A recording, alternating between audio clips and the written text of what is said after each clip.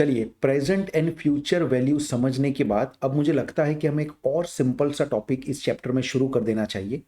वो टॉपिक है discounted payback period का टॉपिक। तो इसके आगे हम देखने वाले हैं डिस्काउंटेड पेबैक।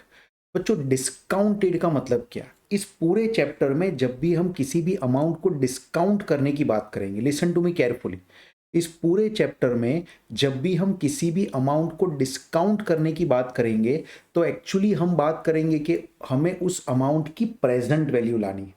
तो डिस्काउंट करने का मतलब सिंपल क्या निकालना है आपको? उसकी प्रेजेंट वैल्यू लेके आनी है किसी भी अमाउंट की। जब आप किसी भी अमाउंट की प्रेजेंट वैल्यू लेके आओगे तो आपने उसको डिस्काउंट कर दिया गया है, ऐसा कहा जाएगा। देखिए, डिस्काउंटेड पे बैक पीरियड है। हमने पे बैक पीरियड तो अभी समझा। पेबैक पीरियड में हम लोगों ने क्या माना था कि हर साल आने वाला पैसा जैसे कि एक जैसा है। अब आप एक बात मुझे बताइए, कोई पैसा पहले साल के एंड में आता है, कुछ पैसा दूसरे साल के एंड में आता है। मान लो पहले साल के एंड में आपको 50,000 रुपीज़ मिला एंड सेकेंड ईयर के एंड में आपको 30,000 रुपीज़ मिला। तो इन दोनों पैसे को आप एक जैसा नहीं मान सकते, क्योंकि ये 50,000 जो आ रहा है वो एक साल के बाद आ रहा है एंड दूसरा जो 30,000 आ रहा है वो 2 साल के बाद आ रहा है। तो इन दोनों को सेम लेवल पे नहीं देख सकते। इन दोनों में काफ़ी कुछ डिफरेंस है अगर हम प्रेजेंट वैल्यू की बात करें तो, या टाइम वैल्यू की बात करें तो। लेकिन जब हम सिंपल पेबैक पीरियड गिनते थे तो हम क्या करते थे? पहले वाले 50,000 और दूसरे वाले 30,000 को ऐड करके इसी तरीके से हम क्यूमुलेटिव की कॉलम बनाते थे। That was wrong actually. हम एक बार टाइम वैल्यू ऑफ मनी को इग्नोर करके काम तो चला रहे थे, बट प्रैक्टिकल लाइफ में, बिजनेस लाइफ में इंटरेस्ट हमेशा प्रेजेंट होता है। और बच्चों, जहां पे इंटरेस्ट प्रेजेंट होता है वहां पे टाइम वैल्यू ऑफ मनी को इग्नोर किया नहीं जा सकता है। तो देखिए यहां पे क्या लिखा है, in the computation of payback period we ignored the time value of money. हमने टाइम वैल्यू ऑफ मनी को कंप्लीटली इग्नोर ही कर दिया था। लेकिन डिस्काउंटेड पेबैक पीरियड में हम लोग टाइम वैल्यू ऑफ मनी को इग्नोर नहीं कर सकते। So for example, we consider amount received at the end of the year one, at the end of the year one same as the amount received at the end of the year two and so on. पहले साल पैसा मिला, दूसरे साल पैसा मिला, तीसरे साल पैसा मिला, इन सभी पैसों की टाइम वैल्यू ऑफ मनी को हमने देखा ही नहीं। हमने सभी पैसे को एक जैसा ही समझा। That was wrong, right? अब हम डिस्काउंटेड पेबैक पीरियड में क्या करने वाले हैं? टाइम वैल्यू ऑफ मनी को ध्यान में लेंगे।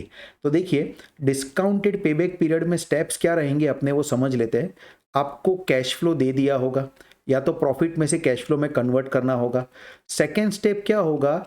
आपको डिस्काउंटेड कैश फ्लो लाना पड़ेगा। Now this is very important, right? आपको क्या लेके आना पड़ेगा? जो कैश फ्लो दिया होगा उसको डिस्काउंट करके आपको डिस्काउंटेड कैश फ्लो लेके आना पड़ेगा। डिस्काउंटेड कैश फ्लो मतलब मैं इसको यूं भी लिख सकता हूं कि आपको लेके आनी पड़ेगी present value of cash flow. क्या लेके आनी पड़ेगी बच्चों? आपको present value of cash flow, ये पहले आपको लेके आनी पड़ेगी। जैसे ही आप present value of cash flow लेके आ पाओगे, राइट, उसे हम कहेंगे डिस्काउंटेड कैश फ्लो। ये सभी कैश फ्लो में जो अलग अलग ईयर की इंपैक्ट है ना, वो निकल चुकी होगी। मतलब मैं यूं कह सकता हूं कि सभी कैश फ्लो जो है वो 0 ईयर पे कन्वर्ट हो गया होगा। Listen to me very carefully, मैं क्या कह रहा हूं। सम में तो जब मैं करूंगा तब आपको आइडिया आएगा ही, but I want you to listen to me carefully now also, जिससे आप सम्स के स्टेप समझ पाओ। मैं प्रेजेंट वैल्यू में कन्वर्ट करूंगा, इसका मतलब क्या है कि मैं सभी के सभी कैश फ्लो जो कि first year, second year, third year, fourth year के बाद भी आते हैं, उसको 0 ईयर पे लेके आ जाऊंगा, सबकी प्रेजेंट वैल्यू लेके आऊंगा। You know, I can show it diagrammatically like this. 1 2 3 4 में अलग अलग कैश फ्लो आ रहा है, तो मैं इन सभी कैश फ्लो को 0 ईयर पे लेके आऊंगा।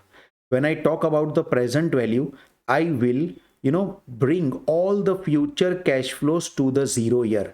इससे क्या होगा कि सभी कैश फ्लो का लेवल एक जैसा हो जाएगा और फिर मैं कंपेयर कर पाऊंगा कि कितना पैसा जाता है उसके सामने प्रेजेंट वैल्यू के टर्म्स में। सुनिए सुनिए सुनिए, प्रेजेंट वैल्यू के टर्म्स में कितने रुपये वापिस आते हैं, ये मैं देख पाऊंगा। तो मुझे सबकी प्रेजेंट वैल्यू लानी पड़ेगी एंड प्रेजेंट वैल्यू लाने के बाद वापस वही करना है, मुझे क्यूम्यूलेटिव कैश फ्लो लाना पड़ेगा। प्रेजेंट वैल्यू लाने के बाद मुझे क्या करना पड़ेगा? क्यूमुलेटिव कैश फ्लो लाना पड़ेगा, फिर या तो मेरा डायरेक्ट आंसर आ जाएगा या तो वही बात है मुझे छोटा सा लीनियर इंटरपोलेशन भी इसमें करना पड़ सकता है। अगर किसी 2 साल के बीच में मेरा आंसर आया तो मैं लीनियर इंटरपोलेशन करके उसका आंसर लाने की ट्राई करूंगा। So I am sure discounted payback period की प्रोसेस आप समझे होंगे। हम स्ट्रेट अवे इसका एक सवाल चालू करेंगे, सवाल चालू करेंगे तो आपको और आइडिया आएगा बच्चों। तो चलिए डिस्काउंटेड पेबैक पीरियड का एक एग्जांपल मैं आपके सामने लेके आया हूँ, राइट। हर एक कंसेप्ट हो रहे हैं, साथ साथ में उसके एग्जाम्पल हो रहे हैं। आई think this is the best way you can master this subject, right. Discounted payback period का एक example, suppose you have invested 10 lakh in a project and the project is going to give you the cash flow as follows।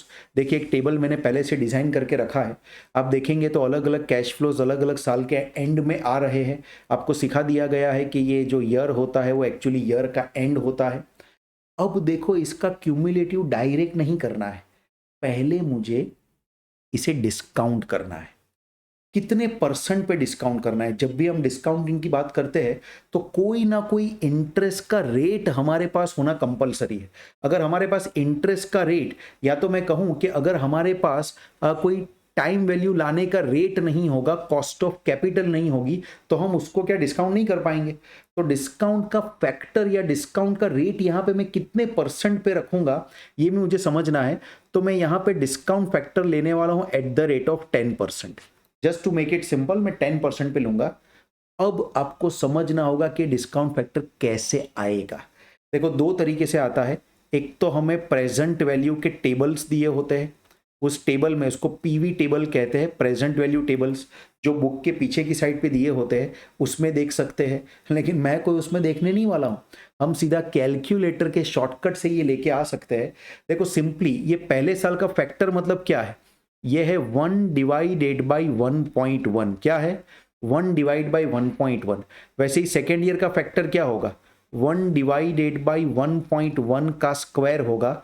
Third year का factor होगा 1 divided by 1.1 raise to 3। क्यों divide किया मैंने? क्योंकि मुझे present value में convert करना है, यहाँ ऐसे रेस टू 1 भी लिख सकते हैं। फोर्थ ईयर का फैक्टर होगा 1 divide by 1.1 raise to 4 and fifth year का फैक्टर होगा 1 डिवाइड बाई 1.1 रेस टू 5। अब ये कैसे लाना है? तो कैलसी हाथ में लो, कैलसी पे आपको सिर्फ करना है, पहले मुझे सुनना फिर कैलकुलेटर पे आप करना। अब ये कैलसी के शॉर्टकट का मामला है तो आपको ध्यान से सुनना पड़ेगा। आपको कैलसी पे करना है 1 डिवाइडेड बाई 1.1। पहली बार आप इक्वल टू करोगे तो जो मिलेगा वो फर्स्ट ईयर का फैक्टर है जो कि 0.9090 है। तो मैं इसे ब्लू कलर से यहाँ पे लिखता हूँ, राइट। दोबारा इक्वल टू का बटन प्रेस करो तो 2 साल के बाद का फिगर मिल जाएगा। देखिए कितना इजी है, 0.8264। अभी मैं रफली, भले इस कॉलम में आ रहा है, इसको आने दे रहा हूँ। एक बार और इक्वल टू करूंगा तो ये बच्चों हो जाएगा 0.7513। एक बार और इक्वल टू करो, ये हो जाएगा 0.6830। एक बार और इक्वल टू करो तो ये हो जाएगा बच्चों 0.6209। तो एक बार खाली आपने 1 डिवाइड बाई 1.1 किया, फिर उसी इक्वल टू के बटन को आपको सिर्फ कॉन्स्टेंटली प्रेस करते जाना है तो ऑटोमेटिक आपको सभी डिस्काउंट फैक्टर मिल जाएंगे। ये जो डिस्काउंट फैक्टर है असल में क्या कहते पता है? ये कहते हैं value of 1 rupee today, right. ये क्या कहते हैं कि जो 1 रुपया आपका, जैसे कि 2 साल के बाद जो 1 रुपया आने वाला है उसकी आज की वैल्यू है 0.8264 पैसा। जो 4 साल के बाद 1 रुपया आपके पास आने वाला है उसकी आज की वैल्यू है 0.6830। जो 1 रुपया आपके पास आज से 5 साल के बाद आने वाला है उसकी वैल्यू है 0.6239। तो ये सिंपली क्या बताता है? ये बताता है value of 1 rupee today, right. So आपने डिस्काउंट कर दिया। अब ये तो 1 रुपये की वैल्यू आ गई, हमें तो अपने कैश फ्लो को डिस्काउंट करना है। तो सिंपली अगर मैं इसको 1 नंबर दे देता हूं, डिस्काउंट फैक्टर को 2 नंबर देता हूं, तो अपनी डिस्काउंटेड वैल्यू जो आएगी वो आएगी 1 इंटू 2, यानी सिर्फ दोनों को मल्टीप्लाई करना है। चलो दोनों को मल्टीप्लाई करके मैं डिस्काउंटेड वैल्यू लिखता हूं, राइट। पहला जो हमारा आएगा वैल्यू वो आ जाएगा बच्चों 1,81,800। मैं इसका क्यूमुलेटिव भी साथ साथ में ही करना चाहता हूं तो क्या मेरा टाइम बचेगा? आई एम श्योर आप ये कर सकते हो, 1,81,800 यहाँ पे आएगा, राइट। फिर मैं 0.8264 इंटू 3 लैक्स करूँगा, तो इसका जो फिगर आएगा वो है 2,47,920, एंड दोनों को अगर मैं ऐड कर दूंगा क्यूमुलेट में तो ये हो जाएगा 4,29,720। आप सिंपल से M प्लस के बटन का यूज करोगे तो आपको मैं जो कर रहा हूं वो करना आ जाएगा।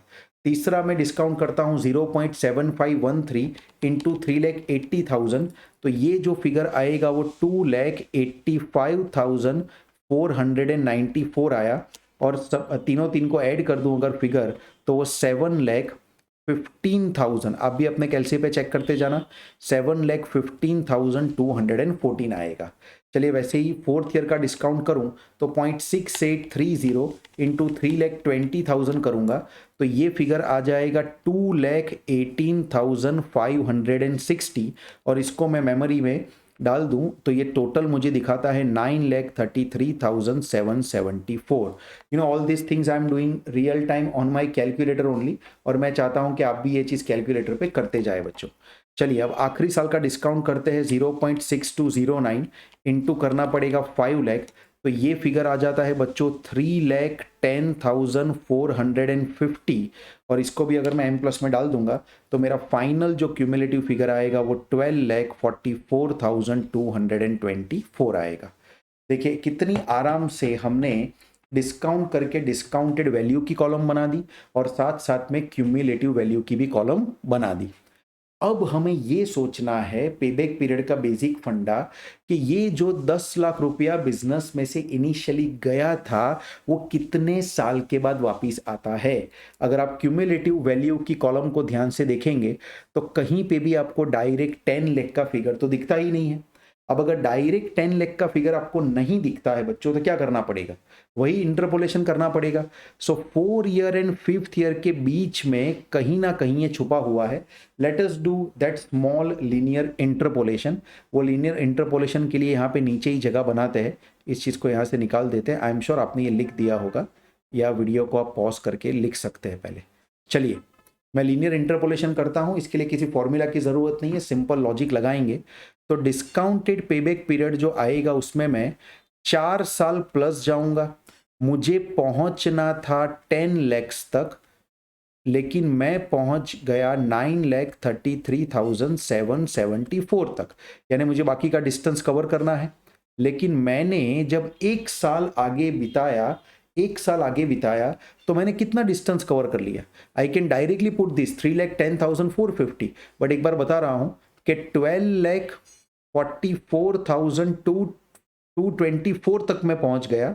मुझे 10 लाख तक पहुंचना था, लेकिन मैं पहुंच कहां तक गया, 12,44,224 तक। तो मैंने जो टोटल डिस्टेंस कवर किया वो इन दोनों का डिफरेंस कवर किया, इंटू 1 करूंगा। अब ये पूरा का पूरा मैं एक साथ अगर सॉल्व कर दूं, आप भी अगर कैलसी पे सॉल्व कर दे तो थोड़ा टाइम बचेगा अपना, right. Divide by 3,10,450, right, plus, तो ये मुझे आंसर मिलता है 4.21 ईयर्स। एक बार वापस चेक कर लेता हूँ इसे, मैं एक बार वापस चेक करता हूँ। 10 लाख माइनस 9,33,774, तो 66,226 आ रहा है, एंड 12,44,224 माइनस 9,33,774, ये 310,450 आ रहा है। यस, 4.21 ईयर्स ये हमारा डिस्काउंटेड पेबैक पीरियड का बच्चों आंसर आता है। आप अगर ध्यान से एक बात को समझे तो एक बात आपको सीखने मिलेगी, या चलो मैं आपको एक सवाल की तरह ही पूछता हूं बच्चों, क्या डिस्काउंटेड पेबैक पीरियड जो होगा वो हमेशा पेबैक पीरियड से बड़ा होगा? Will discounted payback period be always greater then payback period? That is my simple question. क्या इसका आप आंसर देना चाहोगे? जरा सोचिए और सोच के मुझे बताइए। आप चाहे तो वीडियो को पॉज करके भी सोच के मुझे बता सकते हैं। वैसे अभी मैं आपको अगर बता दूं, आपने वीडियो पॉज करके शायद गिना हो, तो ये आंसर आएगा हमेशा यस। क्यों? क्योंकि आप जब भी पैसों की प्रेजेंट वैल्यू कन्वर्ट करते हैं, ट्राई टू अंडरस्टैंड, जब भी आप पैसों की प्रेजेंट वैल्यू कन्वर्ट करते हैं तो क्या हो जाता है कि पैसा कम हो जाता है। जैसे आप देखो, ये जो 2 लाख का अमाउंट था वो कम होके 1,81,800 हो गया। ये जो 3 लाख का अमाउंट था वो कम होके 2,47,920 हो गया। ये जो 3,80,000 का अमाउंट था वो बच्चों कम होके 2,85,494 का हो गया, एंड सो ऑन। आप देखेंगे तो पैसा टूट रहा है, यहाँ पे पैसा कम हो रहा है। तो पैसा जब कम होगा तो यही 10 लाख रुपए इकट्ठा करने के लिए आपको पहले के मुकाबले ज्यादा टाइम लगेगा ना। It's a common sense, right? So please always remember that discounted payback period is always always and always greater than pay back period. I am sure discounted payback period का कंसेप्ट आपको बहुत ही अच्छी तरीके से समझ में आया होगा बच्चों। चलिए, डिस्काउंटेड पेबैक पीरियड को समझने के बाद मैं आपको नेक्स्ट इंपॉर्टेंट टॉपिक के अंदर इस चैप्टर में लेके चलता हूं। This is the most important and most crucial topic of the entire chapter. So अब आपको बराबर फोकस रखना है। We are starting with the topic of net present value. हर एक सवाल में आपको ये गिनना पड़ेगा। इसको शॉर्टली कहा जाता है एनपीवी। एनपीवी ये वर्ड आप इस चैप्टर में काफी सारी बार सुनने वाले हो। तो इस नेट प्रेजेंट वैल्यू का मतलब हमें समझना है। देखो, वैसे तो ये सिंपल सा फॉर्मूला जैसा है, और जैसे कि मैंने आपको कहा कि अगर आपको future value and present value या रुपी को डिस्काउंट करने की अगर प्रोसेस समझ में आ गई है तो अब इस चैप्टर में काफ़ी सारी चीज़ें आपके लिए बहुत ही ज़्यादा सिंपल और आसान होने ही वाली है। देखते हैं नेट प्रेजेंट वैल्यू की डेफिनेशन क्या है। So net present value of the project और a business is nothing but a simple difference of summation of discounted cash flow, discounted होना चाहिए, discounted cash flow and its initial investment। ये initial investment का मतलब क्या हुआ बच्चों? किसी भी बिजनेस को आप जब शुरू करेंगे तब आपको इनिशियल ईयर में कुछ ना कुछ पैसा बिजनेस में लगाना पड़ेगा, यानी कुछ ना कुछ बिजनेस के अंदर हैवी इन्वेस्टमेंट करना पड़ेगा। जो हैवी इन्वेस्टमेंट आप बिजनेस में करोगे ना बच्चों, उससे ही हम कहेंगे initial investment, right? So net present value of the project is nothing but a difference of summation of discounted cash flow and it's initial investment. इसको मैं ऐसे कुछ लिखना चाहूंगा जिससे आप भी अच्छी नोट्स बना पाओ। NPV net present value is equal to, मैं summation of discounted cash flow को सिग्मा डीसीएफ लिखूंगा। I think this is so easy to understand. D यानी कि डिस्काउंटेड, सी यानी कि कैश, एफ यानी कि flow, and this is summation. So that means summation of discounted cash flow and minus उसमें से मैं कर दूंगा आई आई। ये आई आई का मतलब आपको क्या निकालना है बच्चों? Initial investment. इनिशियल इन्वेस्टमेंट भी कई बार इसे कहते हैं, या कई बार इसे इनिशियल आउटले भी कहा जाता है। फ्रेंकली स्पीकिंग, इसका मीनिंग क्या हुआ, इससे आप समझेंगे क्या?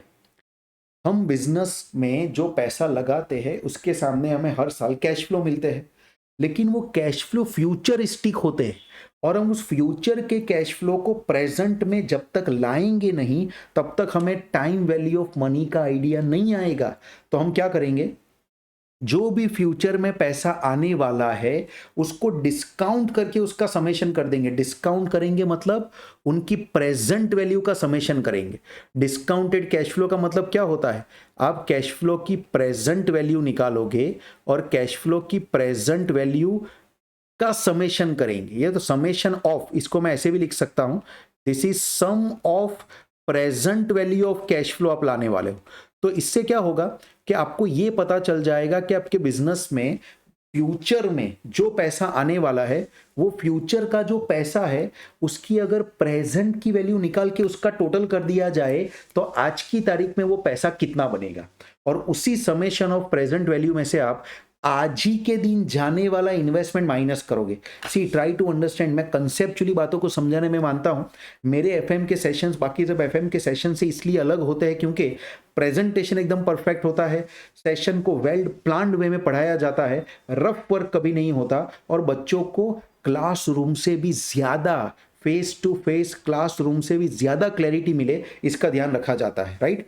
सो summation of present value of cash flow आप करोगे मतलब कि कल जो पैसा आने वाला है उसका अगर आज का टोटल कर दिया जाए तो वो कितना होगा, और उसमें से आप माइनस करोगे आज की ही तारीख में जो पैसा बाहर जा रहा है वो। इससे होगा क्या? आपको आज के टर्म्स में फायदा या नुकसान मिल जाएगा। ये जो एनपीवी है ना, ये आपका लॉस और प्रॉफिट है प्रेजेंट टर्म्स में, राइट? प्रेजेंट बेनिफिट बिजनेस से होने वाला प्रेजेंट बेनिफिट और बिजनेस से होने वाला प्रेजेंट लॉस आपको पता चल जाएगा। और अगर आपको प्रेजेंट में बेनिफिट दिख रहा है तो फ्यूचर में भी बेनिफिट होगा, इसलिए आपको ये प्रोजेक्ट लेना चाहिए, राइट। एक चीज मैं आपको और समझा देता हूं बच्चों, जो आगे भी आने वाली है, अभी एक बार समझ लेते हैं। अगर एनपीवी ग्रेटर देन 0 यानी कि एनपीवी का फिगर अगर आपका पॉजिटिव आता है तो एक आप थंब रूल लगाएंगे कि आप प्रोजेक्ट को एक्सेप्ट करेंगे, एक्सेप्ट द प्रोजेक्ट, राइट। अगर आपका एनपीवी इज लेस देन 0 आता है यानी कि आपका एनपीवी अगर नेगेटिव आता है तो इसका मतलब कि आप किसी भी प्रोजेक्ट या किसी भी बिजनेस जिसकी बात चल रही है, जिसका एनालिसिस चल रहा है, उससे आप रिजेक्ट कर देंगे। और अगर आपका एनपीवी का वैल्यू एग्जैक्टली 0 आता है तो अभी बुक जो कहती है वो मैं आपको कह रहा हूं कि आप प्रोजेक्ट ले या ना ले उसमें इनडिफरेंट रहेंगे, लेकिन मेरे हिसाब से आप प्रोजेक्ट को एक्सेप्ट करेंगे। अब मेरे हिसाब से आप एक्सेप्ट क्यों करेंगे ये मैं आपको थोड़ी देर के बाद समझाने वाला हूं। तो आई एम श्योर बच्चों ये एनपीवी का फॉर्मूला आपने अच्छी तरह नोटबुक में लिखा होगा और आपको थोड़ा आइडिया आ गया होगा कि एनपीवी में हम क्या करने वाले हैं। अब हम एनपीवी का एक एग्जाम्पल देखेंगे और एनपीवी का एग्जाम्पल देखेंगे, आई एम डैम श्योर आपको आइडिया आ जाएगा कि मैं एनपीवी से एग्जैक्टली क्या कहना चाहता हूं बच्चों। चलिए एक एग्जाम्पल एनपीवी का शुरू करते हैं। देखिए आपके पास एक डेटा यहाँ पे है, यहाँ पे आपको एनपीवी गिनने के लिए बोला गया है, but see to it, NPV आपको गिननी है, उसमें आपको एक डिस्काउंट रेट नहीं, टोटल 4 अलग अलग डिस्काउंट रेट का इस्तेमाल करना है, राइट। यानी आपको एनपीवी 10% पे गिनना है, 12% पे गिनना है, 14% पे गिनना है और 16% पे गिनना है। टू बी वेरी ऑनेस्ट ये सभी की सभी एनपीवी अलग अलग परसेंटेज पे मैं नहीं गिनने वाला हूं, मैं सिर्फ आपको एक 10% पे एनपीवी गिन के दिखाऊंगा और उसी प्रोसेस को फॉलो करते हुए आपको प्रैक्टिस करनी है वीडियो को पॉज करके, और आपको 12%, 14% एंड 16% में भी अलग अलग एनपीवी निकालनी है बच्चों। तो चलिए सबसे पहले मैं 10% के ऊपर एनपीवी निकालने की शुरुआत करता हूं। तो मैं यहां पे क्या लिख दूंगा, discount factor eight the rate of 10% आएगा। अब जरा ध्यान से देखिए यहां पे कैश फ्लो पैटर्न कैसी है उसको भी जरा समझ लो। 0 ईयर पे आपको बिजनेस में 8 लाख रुपीस का इन्वेस्टमेंट करना पड़ रहा है, यानी कि ये जो 8 लाख रुपीस है वो एक्चुअली में आपके लिए क्या हो गया, वो 8 लाख रुपीस एक्चुअली में आपके लिए हो जाता है इनिशियल इन्वेस्टमेंट। ये जो 8 लाख रुपीस है वो एक्चुअली में आपके लिए क्या हो जाता है, इनिशियल इन्वेस्टमेंट। और फिर आप देखेंगे तो अलग अलग कैश फ्लो आ रहा है, first year, second year, third year, fourth year, fifth year के एंड में। और 0 ईयर का डिस्काउंट फैक्टर होता है 1, क्योंकि आज का 1 रुपया, आज का क्या होता है कितना कॉमेडी हो गया ये, आज का 1 रुपया, उसकी आज की वैल्यू क्या, 1 रुपया। जब आज ही का 1 रुपया है तो उसको डिस्काउंट करने की जरूरत क्या। So please remember discount factor of 0 year is always equal to 1, क्योंकि the present value of 1 rupee today is 1 rupee only, right. But चलो बाकी के फैक्टर्स निकालने, आपको बताया था 1 डिवाइडेड बाई 1.1 करके इक्वल टू करते जाएंगे तो फैक्टर मिलते जाएंगे 0.9090। जनरली मैं 4 डिजिट तक जाता हूं, आईसीएआई की बुक्स कई बार 3 डिजिट तक और कई बार 4 डिजिट तक जाती है, आपको जो चाहे आप लिख सकते हो। आप इक्वल टू करते जाएंगे, आई एम श्योर आपको शॉर्टकट अब मालूम है, तो आपको सभी के सभी फैक्टर्स मिलते जाएंगे 0.6209। ये आपके हो गए discount factor. Discounted cash flow लाने के लिए मल्टीप्लाई करना पड़ेगा। तो देखिए पहले तो 8 लाख नेगेटिव ही आएगा, 8 लाख नेगेटिव आएगा, फिर अगर मैं करता जाऊं तो 2 लाख इंटू 0.9090 करूंगा, साथ साथ में एम प्लस भी करते जाना, जिससे आपको बाद में ये डिस्काउंटेड कैश फ्लो का समेशन मिलता जाए। हमें समेशन जो शुरू करना है वो यहां से करना है, राइट। फिर 0.8264 इंटू अगर मैं करता हूं 3,10,000 तो ये फिगर आ जाएगा 2,56,184.7513 इंटू अगर करता हूं मैं 3,25,000, सो दिस फिगर इज 2,44,173। ये 172.5 आ रहा है, बट हमें राउंड फिगर इसमें करना चाहिए तो अच्छा रहेगा। 1,50,000 इंटू 0.6830 करता हूं, सो ये आ जाएगा 1,02,450 का फिगर। और वैसे ही 1,20,000 इंटू 0.6209 करता हूं तो ये फिगर बच्चों आ जाएगा 74,508। अब अगर मैं इन सभी फिगर का, राइट, इन सभी फिगर का अगर मैं टोटल करता हूं, if you understand my point, अगर मैं इन सभी फिगर का टोटल करता हूं तो वो टोटल जो होगा वो हो जाएगा मेरे लिए सिग्मा डीसीएफ। गलती से भी आप ये इनिशियल इन्वेस्टमेंट को साथ में अभी मत गिनना, क्योंकि हमें इन दोनों का डिफरेंस देखना है। तो चलिए इसका टोटल एक बार कैलसी पे चेक कर लेते हैं कि क्या आ रहा है। आई एम श्योर आप भी मेरे साथ साथ सभी लोग गिनते जा रहे होंगे। देखो बच्चों, ऐसे जो चैप्टर फाइनेंस के होते हैं ना, वो करने वाले चैप्टर है। आप खाली खेल देखते रहोगे तो आई एम श्योर आपको ये चैप्टर समझ में कभी नहीं आएगा। 8,59,115, ये मुझे लग रहा है कि मेरा सिग्मा डीसीएफ का वैल्यू आ रहा है। अब मैं क्या करूंगा बच्चों, सिंपल एनपीवी का फॉर्मूला लगाऊंगा। बोलो एनपीवी इज इक्वल टू क्या होता है, NPV is equal to sigma DCF minus initial investment होता है। सिग्मा डीसीएफ का फिगर जो मैं लेके आ गया कैश फ्लो की प्रेजेंट वैल्यू, वो है 8,59,115, और उसमें से मैंने इनिशियल इन्वेस्टमेंट 8 लाख को कर दिया है माइनस, तो मुझे जो मेरा एनपीवी का फिगर मिलेगा वो 59,115 ऐसा पॉजिटिव फिगर मिलेगा। अब बच्चों ये जो फिगर है एनपीवी का वो अप्रोक्सीमेट होगा। क्यों अप्रोक्सीमेट? क्योंकि मैंने जो डिस्काउंट फैक्टर लिए है वो 4 डिजिट्स के फैक्टर लिए, राइट। हो सकता है कि इसी को अगर आप कंप्यूटर पे गिनो या कैलकुलेटर में सभी फिगर को, सभी डिजिट को ध्यान में रख के गिनो तो आपका आंसर कुछ अलग ही आए। आई एम श्योर आप बात को समझ गए होंगे कि किस तरह मैंने सिग्मा डीसीएफ किया और उसमें से ये इनिशियल इन्वेस्टमेंट माइनस किया तो मुझे एनपीवी का फिगर मिला। इसका प्रैक्टिकल अगर हम समझने की ट्राई करें तो मीनिंग क्या निकला कि हम अगर आज बिजनेस में 8 लाख रुपए लगाते हैं और आने वाले 5 साल तक अगर अलग अलग पैसे आने वाले हैं, तो वो सभी के सभी 5 साल के पैसों का अगर मैं टोटल कर दूं, सुनना मेरी बात, सभी के सभी 5 साल के पैसों की प्रेजेंट वैल्यू का अगर मैं टोटल कर दूं तो मुझे 8,59,115 प्रेजेंट वैल्यू के टर्म्स में मिलता है। और उस प्रेजेंट वैल्यू में से अगर मैं इनिशियल इन्वेस्टमेंट को माइनस कर दूं तो एकदम क्लियर मुझे समझ में आता है कि मेरा जो बेनिफिट है वो 59,115 का है। बट जैसे कि मैंने कहा ये जो फिगर आया है बच्चों, ये फिगर अप्रोक्सीमेट होगा, क्योंकि इस फिगर में मैंने सिर्फ 4 डिजिट ही ध्यान में लिए। तो जिस तरीके से मैंने ये प्रोसेस को पूरा किया, राइट, उसी प्रोसेस को पूरा करके आप बाकी तीनों 3 रेट पे एनपीवी लेके आने वाले। जैसे ही आप ये एनपीवी लेके आएंगे something very interesting is going to happen. तो आप वीडियो को पॉज करो और सभी एनपीवी लाने की ट्राई करो, फिर मैं भी आपको एनपीवी स्क्रीन पे लाके एक बार बताता हूं जो कि मैंने कंप्यूटर से गिनी। आई एम श्योर आपने वीडियो पॉज करके ये गिना होगा। तो चलिए मैं आपको इसकी एनपीवी दिखा देता हूँ अलग अलग रेट पे क्या आने वाली है।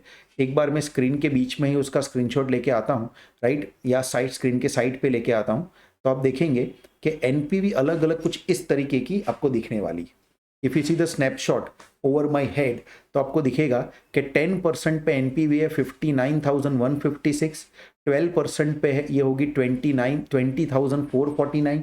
आपकी थोड़ी आसपास की एनपीवी बिल्कुल आई हो सकती है, क्योंकि मैं जैसे कि मैंने कहा कोई 3 पॉइंट्स के फैक्टर लेगा, कोई 4 पॉइंट के फैक्टर लेगा, कोई 5 पॉइंट के फैक्टर लेगा, तो उसके हिसाब से थोड़ा बहुत चेंज आना है, पर थोड़ा बहुत चेंज चलता है। जैसे आप देखेंगे तो मैंने ही जो फर्स्ट एनपीवी गिनी थी वो 59,115 थी, जो एक्चुअली यहाँ पे 59,156 आ रही है। अब ये जो मैं आपको दिखा रहा हूँ वो एनपीवी मैंने गिनी है कंप्यूटर से, तो कंप्यूटर से गिनी हुई एनपीवी और कैलकुलेटर पे गिनी हुई एनपीवी 4 या 5 डिजिट से गिनी हुई एनपीवी में थोड़ा बहुत फर्क तो रहने ही वाला है। देखिए 12%, 14%, 16%, चेक करके देखो 14 एंड 16% पे आपकी दोनों ही एनपीवी नेगेटिव आई है बच्चों। 14 एंड 16% पे आपकी दोनों ही एनपीवी नेगेटिव आई है बच्चों। क्या मतलब हुआ इसका? देखो सिंपल मैं आपको समझाता हूं। ये बिजनेस का जो मॉडल था ये कुछ इस तरीके से कैश फ्लो दे सके, इतना पावरफुल था। आप इस बिजनेस से एक्सपेक्ट करते थे 10%। Listen to me very very carefully, this 10% is nothing but your expectation from the business. जब आप 10% एक्सपेक्ट करते हो तो ये बिजनेस आपको पॉजिटिव एनपीवी देता है, मतलब कि ये बिजनेस करने जैसा है, इसे एक्सेप्ट किया जा सकता है, ऐसा आपको समझ में आता है। जैसे इन दोनों परसेंटेज पे आप देखोगे तो बिजनेस को एक्सेप्ट कर लेना चाहिए बिकॉज एनपीवी इज पॉजिटिव, लेकिन इन दोनों परसेंटेज के ऊपर आप देखोगे तो बिजनेस को आपको टोटली रिजेक्ट कर देना चाहिए, क्योंकि दोनों की एनपीवी कैसी आ रही है, नेगेटिव आ रही है। एक बात आप समझिए, जैसे जैसे किसी भी व्यक्ति का बिजनेस से एक्सपेक्टेशन बढ़ेगा, वो बिजनेस उसको कम रिटर्न देने वाला लगने लगेगा। आपका भी जिंदगी में जब एक्सपेक्टेशन किसी से ज्यादा होगा और वो एक्सपेक्टेशन जितना ज्यादा होगा, उतना ही आपको वो आदमी आपके लिए कम कुछ कर रहा है ऐसा लगेगा। सो वही जो जिंदगी का एक्सपेक्टेशन का रूल है बच्चों, मैं तो वही सेम बिजनेस में भी लगाने की कोशिश कर रहा हूं कि जितना एक्सपेक्टेशन आप किसी प्रोजेक्ट से ज्यादा रखोगे ना, ये जो डिस्काउंट फैक्टर है ना, वो एक्चुअली आपका एक्सपेक्टेशन है। आप प्रोजेक्ट से जो मांगते हो, समझना मेरी बात, आप प्रोजेक्ट से जो मांगते हो वो ये डिस्काउंट फैक्टर है, ये आपका एक्सपेक्टेशन है बिजनेस से। तो आप जितना एक्सपेक्टेशन बिजनेस से रखोगे, राइट, उतना ही ज्यादा आपको निराशा हो सकती है। जितना एक्सपेक्टेशन कम रखोगे, उतना आपको लगेगा कि बिजनेस आपको रिटर्न देता है। लेकिन जैसे ही आप एक्सपेक्टेशन को बढ़ाते जाओगे, आपको नजर आना शुरू हो जाएगा कि ये बिजनेस उतना भी अच्छा रिटर्न देता नहीं है। तो एक सिंपल सा रूल आप समझे, जैसे जैसे डिस्काउंट फैक्टर इंक्रीज होता जाता है, वैसे वैसे एनपीवी डिक्रीज होती जाती है, राइट। तो ये एग्जांपल बहुत ही अच्छा रहा होगा। आई एम श्योर आपने ये तीनों तीन रेट पे एनपीवी गिनी होगी बच्चों, इसे गिनना प्लीज, तो ही आपका प्रैक्टिस होगा। और आप जितनी प्रैक्टिस करोगे उतनी ही स्पीड में एग्जाम में आप क्वेश्चंस को गिन पाओगे। विदाउट प्रैक्टिस अगर करने की कोशिश करोगे, it is going to be a blunder, because this is a subject of practice, right. चलिए, इस एग्जाम्पल से हमने क्या क्या सीखा वो देखते हैं। फाइंडिंग ऑफ प्रीवियस एग्जाम्पल्स देखते हैं। सबसे पहला हमने सीखा, more the discount rate less the NPV. भाई जितना ज्यादा आप डिस्काउंट रेट रखोगे, उतनी ही कम आपको एनपीवी देखने मिलेगी, राइट। एनपीवी कम नजर आएगी। If NPV is positive then the project should be accepted. मैंने आपको आगे भी लिखवाया है ये। इफ एनपीवी इज नेगेटिव, इसका मीनिंग समझना, if NPV is negative, it shows that we are not getting return as per our expectation. We are not getting return as per our expectation, so the project should not be accepted. बात ध्यान से सुनना। If NPV is negative, it shows that कि हमें अपने business से उतना return नहीं मिलता है जितना हमें चाहिए। हमारी एक्सपेक्टेशन से बिजनेस कम जा रहा है, तो ये प्रोजेक्ट को एक्सेप्ट नहीं करना चाहिए। But if the NPV is zero, we should be indifferent from the project. ऐसा कौन कहता है? आईसीएआई की एसएम कहती है। लेकिन मेरा ओपिनियन जो है, माई ओपिनियन, ये क्या कहता है कि अगर एनपीवी जीरो भी आती है ना, तो इसका मीनिंग क्या हुआ? ध्यान से सुनना प्लीज। अगर एनपीवी जीरो आई तो इसका मीनिंग क्या हुआ? The project is giving return exactly as per our expectation. देखिए मैं आपको समझाता हूं। जब एनपीवी पॉजिटिव होती है बच्चों, तो उसका मीनिंग ये होता है कि आपका बिजनेस आपको उम्मीद से बढ़ के दे रहा है। अगर आप 10% बिजनेस से मांगते हो, तो बिजनेस 10% से ज्यादा दे रहा है, तो हुआ ये उम्मीद से बढ़ के। जब एनपीवी जीरो आती है, तो इसका मीनिंग होता है कि आपको उम्मीद से बढ़ के नहीं मिल रहा, लेकिन जितनी आपकी उम्मीद थी ना, उतना तो मिल ही रहा है। भले आपको उम्मीद से बढ़ के नहीं मिल रहा, लेकिन जितनी आपकी उम्मीद थी उतना तो आपको मिल ही रहा है। अगर मैं बिजनेस से 10% मांगू और मेरा बिजनेस मुझे 10% दे दे, तो क्या मुझे रिजेक्ट करना चाहिए? No, the business is absolutely fulfilling my expectations, and if the business is fulfilling my expectation, तो मेरे ओपिनियन में एनपीवी जीरो होने के बावजूद भी आपको बिजनेस को एक्सेप्ट करना चाहिए। बट हाँ, अगर एनपीवी नेगेटिव आ गई ना, तो हमारे एक्सपेक्टेशन से भी कम रिटर्न बिजनेस देता है, और इन सूरतों में हमें उस बिजनेस को एक्सेप्ट नहीं करना चाहिए। एक बात आपको हमेशा ध्यान रखनी है कि एनपीवी डिपेंड करती है कैश फ्लो की पैटर्न के ऊपर। अगर कैश फ्लो पहले बहुत बड़े हुए और फिर छोटे हुए, तो एनपीवी जनरली बड़ी आएगी, क्योंकि इनिशियल ईयर में अगर कैश फ्लो ज्यादा आते, एक सम में भी हम ये देखेंगे। अभी आप ये समझिए कि अगर इनिशियल ईयर में आपका कैश फ्लो बड़ा आता है, अगर आपका कैश फ्लो ज्यादा आता है, तो वो बिजनेस आपको ज्यादा लुक्रेटिव नजर आएगा, वो बिजनेस आपको ज्यादा अच्छा नजर आएगा अगर इनिशियल ईयर में आपका कैश फ्लो ज्यादा आता है।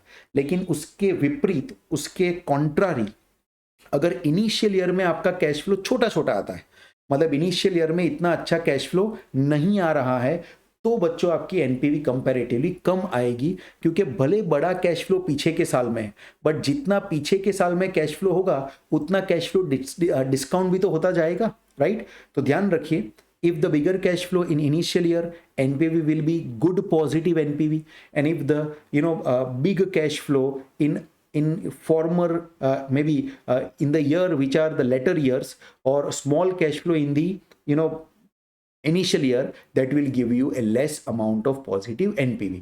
तो कैश फ्लो की पैटर्न बहुत ही इंपॉर्टेंट है जब भी आप किसी एनपीवी के बारे में बात करते हैं बच्चों। तो ये हमने सीखा प्रीवियस एग्जाम्पल के कुछ फाइंडिंग्स। चलिए इसका एक छोटा सा ग्राफ जैसा भी बना के देखते तो आइडिया आएगा। देखिए आपकी स्क्रीन पे एक ग्राफ आ रहा है, ये मैंने ग्राफ बनाया है उसी क्वेश्चन में से जो आपको अलग अलग एनपीवी मैंने अभी समझाई थी। चलिए उस एनपीवी के फिगर को भी क्यों ना हम यहाँ पे लेके आ जाए। अगर एनपीवी का फिगर भी यहाँ पे आ जाएगा तो आपके लिए थोड़ा और अच्छा रहेगा इसको कंपेयर करने में। तो मैं एनपीवी के फिगर को भी साथ साथ में स्क्रीन पे लेके आता हूँ, प्लीज ट्राई टू अंडरस्टैंड। 10% पे आपकी एनपीवी थी समथिंग अबाउट 59,156.42। ये कंप्यूटर से गिने हुए फिगर्स है, आपके फिगर थोड़े बहुत अलग हो सकते हैं, तो बिल्कुल इसमें चिंता ना करें। 12% पे एनपीवी थी 20,449.05। चेक करो 14% पे जीरो से नीचे चली गई, ये जीरो है ना बच्चों, यहाँ पे जीरो से नीचे नेगेटिव रीजन में एनपीवी चली गई, जो कि नेगेटिव देखो 10,000 20,000 के कहीं बीच में ही है। So that actually shows you the negative NPV of 15,524.45। और वैसे ही एकदम लास्ट में जो आपकी एनपीवी आई है 16% पे, वो हो गई नेगेटिव 49,014.74। तो चेक करके देखो, जैसे जैसे आपका डिस्काउंट रेट इंक्रीज होता है, फॉलो माय पॉइंटर, जैसे जैसे डिस्काउंट रेट इंक्रीज होता है वैसे वैसे एनपीवी कम होती जाती है। Now please try to understand, ये लीनियर तरीके से बिहेव नहीं करेगी। मतलब भले आपको अभी ये स्ट्रेट लाइन जैसा लग रहा है, बट एक्चुअली ये स्ट्रेट लाइन नहीं, अगर आप देखेंगे तो थोड़ा सा आपको बीच में से कर्व नजर आएगा। ये हमेशा एक कर्व बनेगा, एंड कभी भी ये स्ट्रेट लाइन बनेगी नहीं, क्योंकि ये स्ट्रेट लाइन वाला कंसेप्ट ही नहीं है। अगर स्ट्रेट लाइन वाला कंसेप्ट होता तो किसी भी एक परसेंटेज के ऊपर एनपीवी निकाल के फिर खाली रेशियो प्रोपोर्शन करके ही आप बाकी सब परसेंटेज निकाल सकते थे। जैसे मैं एक सिंपल सा एग्जांपल दूं, आप देखेंगे तो यहाँ पे हर एक परसेंटेज का डिफरेंस 2 है, लेकिन यहाँ दर एक एनपीवी का आप डिफरेंस देखेंगे ना, तो एनपीवी का डिफरेंस सेम नहीं है। जैसे अगर लीनियर ए होता तो उसका डिफरेंस सेम होता। जैसे पहले दोनों का अगर आप डिफरेंस देखोगे तो पहले दोनों का डिफरेंस एग्जैक्टली आता है 38,707 रफली, राइट। लेकिन दूसरे दोनों का अगर आप देखोगे 20,449 माइनस 15,000 सॉरी प्लस करना पड़ेगा एक्चुअली, 20,449 प्लस 15,524, सो ये कहीं 35,973 के आसपास आता है। मतलब ये डिफरेंस सेम नहीं है, इससे क्लियर हो जाता है कि ये स्ट्रेट लाइन में यानी कि लीनियर तरीके से बिहेव नहीं करेगा। तो बच्चों आपने एनपीवी कैसे निकालते हैं ये सीखा, आपने ये भी सीखा कि एनपीवी राइट जब हम गिनते हैं तो जैसे जैसे हम अपनी उम्मीद को बढ़ाते हैं, जैसे जैसे हम अपना डिस्काउंट का फैक्टर, डिस्काउंट का रेट, हमारा एक्सपेक्टेशन बढ़ाते हैं, वैसे वैसे सेम प्रोजेक्ट में भी हमको एनपीवी कम होती हुई नजर आने लगती है। इसका रीजन क्या हो गया बच्चों, जितना एक्सपेक्टेशन आप बिजनेस से ज्यादा रखोगे उतना उस बिजनेस से आपकी उम्मीद पूरी नहीं होगी, यानी कि एनपीवी कम होती जाएगी। So increase the discount rate and NPV will decrease, और decrease the discount rate and NPV will increase. तो ये एक ओवरऑल बच्चों एनपीवी के बारे में हमें बात समझ में आई है।